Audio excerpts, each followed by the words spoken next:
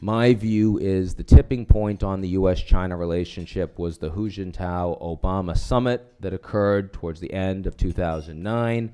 The meeting actually went pretty well, but you wouldn't have known that from the reaction in the international media. To put it very simply, 10% U.S. unemployment and 10% Chinese growth do not add to 20. There are lots and lots and lots of reasons why, despite the best efforts of Obama and Hu Jintao not to have the relationship get derailed or have to spend lots and lots of time on it, that we are going to see very big structural discord. Issues of currency, issues of Chinese export. They're now, of course, the leading world exporter, taken over from Germany just a week ago. Issues of how the Chinese are going to grow their economy and their belief that they are unhappy being as linked, as coupled to the American economy as they have been historically, combined with things like cybersecurity and cyber terrorism, combined with things like climate change. Functionally speaking, the Chinese will not be able to be both a part of the G2 and run the G77, which is the role they tried to have at Copenhagen. Lots of folks want to work with them, but at the same time, structurally, that's going to be seen as an impossibility in 2010.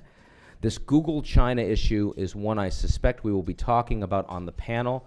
I think the big question is going to be not, is this going to contribute to a marked deterioration of the relations between the two countries? It will. The real question is, will this be the issue that Americans decide that they're really going to get up in arms about? And it's possible. Demographically, it touches on lots of different tropes. You've got the technology guys, you've got the free market pro-business guys, you've got the human rights and civil liberties guys, you've got sort of a lot of people in the United States that are likely to be very upset that one of the world's top brands, after Tiger Woods, is not able to participate in the Chinese economy. What's interesting to me, and then I'll move along, is that I don't see this as a human rights issue. The Great Wall, the Great Firewall of China is not enormously effective. People, if they want to get on Google, can. It looks more like the Great Crumbling Dike of China.